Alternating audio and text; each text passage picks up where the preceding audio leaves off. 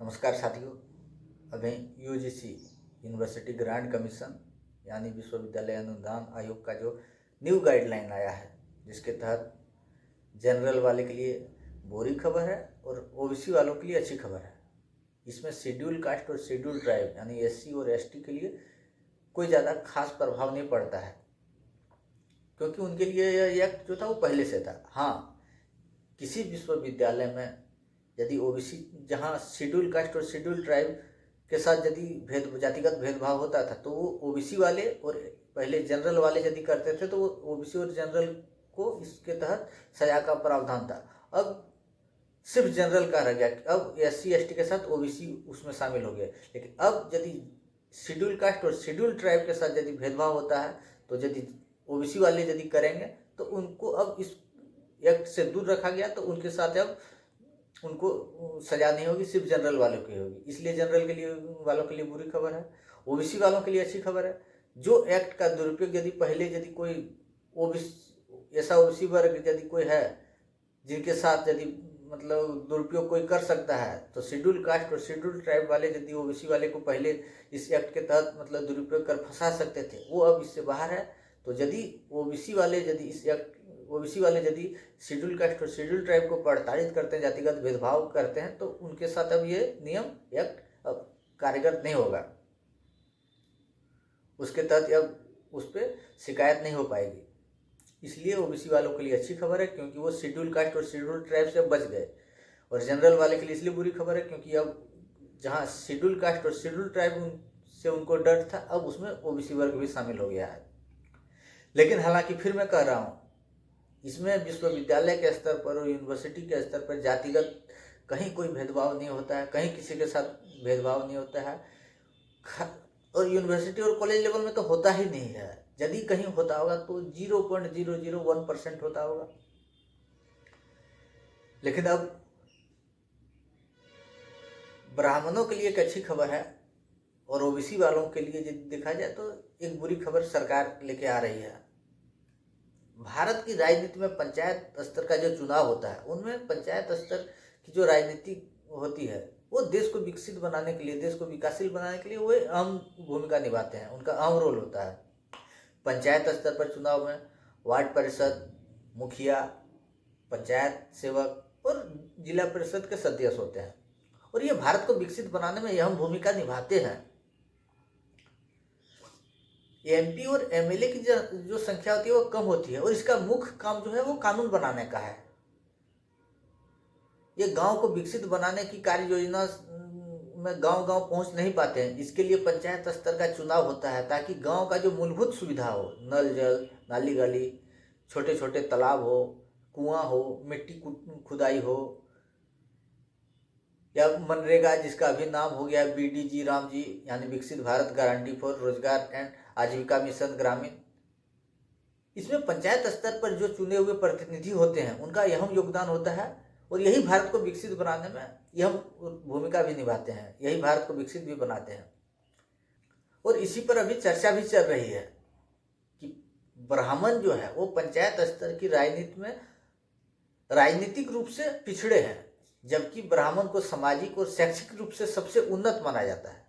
मैं फिर दोहरा रहा हूँ, ब्राह्मण जो है वो पंचायत स्तर की राजनीति में राजनीतिक रूप से पिछड़े हैं, जबकि ब्राह्मण को सामाजिक और शैक्षिक रूप से सबसे उन्नत माना जाता है। लोकतंत्र के जमीनी स्तर पर निर्वाचन प्रतिनिधियों में उनकी उपस्थिति अभी न के बराबर है। लोकतंत्र के जमीनी स्तर पर निर्वाचन प्रतिनिधियों में उनकी जो उपस्थिति है वो न के बराबर है। ऐसे में ब्राह्मण को राजनीतिक रूप से पिछड़े वर्ग यानी पीबीसी माना जा सकता है। आप कह सकते हैं ब्राह्मण को राजनीतिक रूप से पिछड़े वर्ग में माना जा सकता है यानी पीबीसी में माना जा सकता है। और पंचायत के निर्वाचन में, पंचायत में जो निर्वाचन क्षेत्रों की क्षेत्र है उनमें आरक्षण का आधार अब ब्राह्मण को भी आरक्षण का हकदार माना जा सकता है। और इसके लिए जो याचिका आई है उस पर सुप्रीम कोर्ट और केंद्र सरकार की एक टीम बनी हुई है, उस पर जांच कर रही है। और यदि इस जांच में ऐसी रिपोर्ट में आया कि ब्राह्मण सच में आर्थिक रूप से, राजनीतिक रूप से यदि पिछड़े हैं, उनका जो पंचायत स्तर की निर्वाचित प्रतिनिधियों में उनकी उपस्थिति न के बराबर है, तो ब्राह्मण के लिए आरक्षण का प्रावधान किया जाएगा, जो एक ब्राह्मण के लिए अच्छी खबर है। लेकिन मेरी ये समझ में नहीं आ रही, जो ये केंद्र की सत्ता में बैठे जो सत्ताधीश हैं, वे कभी ब्राह्मण को राजनीतिक लाभ पहुंचाते हैं, कभी ओबीसी को राजनीतिक लाभ पहुंचाते हैं। मतलब जाति का प्ले जो कार्ड है सबके साथ ये खेल रहे हैं। कभी ओबीसी को लुभाते हैं तो यूजीसी का न्यू गाइडलाइन लाके सवर्णों को सड़क पर उतार देते हैं, जिससे ओबीसी वर्ग के लोग खुश हो जाए। अब इस कानून का इस प्रावधान यदि दिया जाता तो ब्राह्मणों को लुभा देते हैं, कभी शेड्यूल कास्ट शेड्यूल ट्राइब को लुभा देते हैं। लेकिन इससे परे होकर यदि देखा तो ब्राह्मण वर्ग का हो या पूरे सामान्य वर्ग का हो या फिर शेड्यूल कास्ट या ओबीसी वर्ग का हो, सबका जातिगत आज के तारीख में जातिगत भेदभाव कहीं नहीं होता है। यदि किसी का शोषण होता है तो आर्थिक आधार पे होता है। आज भी आप गांव के गांव चले जाइए, आपको गांव में बहुत से ऐसे लोग मिल जाएंगे जो मतलब सरकार की जो परिभाषा उसके तहत जो दलित हैं वो भी आज भी ईंट भाटों पर काम करने को मजबूर हैं, खेतों में मजदूरी करने को मजबूर हैं, उनके महिला काम करने को मजबूर हैं। वे दूसरे राज्यों में भाषाई आधार पर गाली खा के दूसरे राज्यों में पलायन कर मजबूरी में वो मजदूरी करने को मजबूर हैं। उनका आर्थिक शोषण होता है। आज कहीं भी किसी भी प्रखंड में चले जाइए, ब्लॉक में चले जाइए, पंचायत स्तर पे चले जाइए, थाने स्तर पे चले जाइए, कहाँ भ्रष्टाचार नहीं है सबका।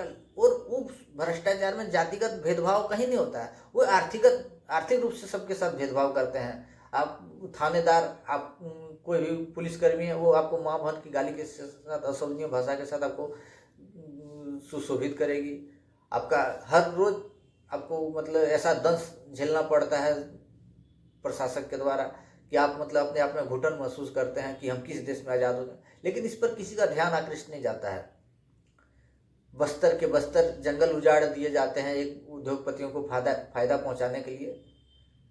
दंडकारण्य जंगल के खनिज निकालने के लिए जंगल के जंगल उजाड़ दे रहे हैं, लेकिन इस पर किसी का ध्यान आकृष्ट हो ही नहीं रहा।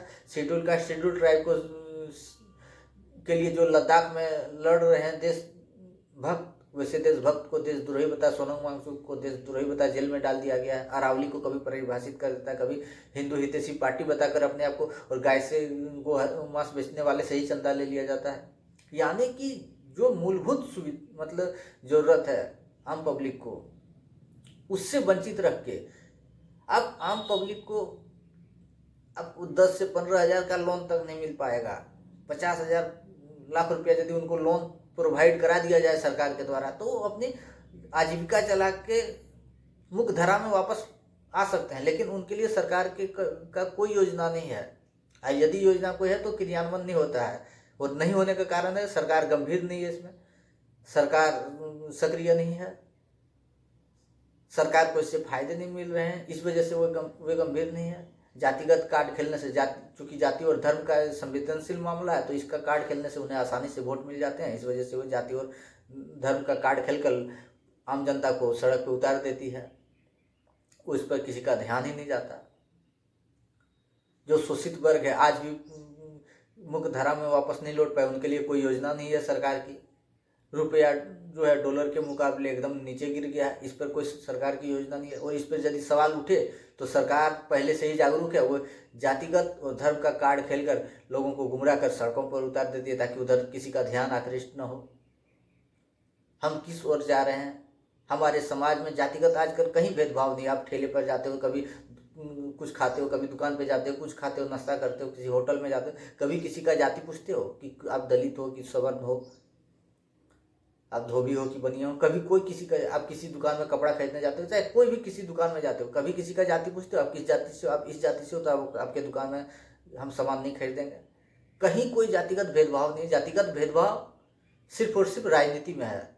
वे राजनीति में जाति का प्ले कार्ड खेल के सत्ता में बने रहते हैं। जंगल के जंगल उजड़े, गरीब शोषित जो है आर्थिक रूप से जिनका शोषण हो रहा है, जो सामाजिक रूप से जो सरकार के तंत्र है वो शोषण करते हैं, उन पर किसी का ध्यान आकृष्ट नहीं होता है। लेकिन फिर भी जातिगत भेदभाव के नाम पे इन्हें वोट मिल जाता है, तो वो जातिगत भेदभाव के कारण कार्ड खेलते रहते हैं और आम जनता को सड़क पर उतारते रहते हैं। अब भी मौका है मेरे नौजवान साथियों, मेरे सभी वर्ग के साथियों, अब भी मौका है, आप जागिए और ऐसे लोग जो जाति के नाम पे समाज को बांटने का काम करता है उनको पहचानिए और उन्हें सत्ता से दूर कीजिए। यही मेरी आपसे गुजारिश है। जय हिंद, जय भारत।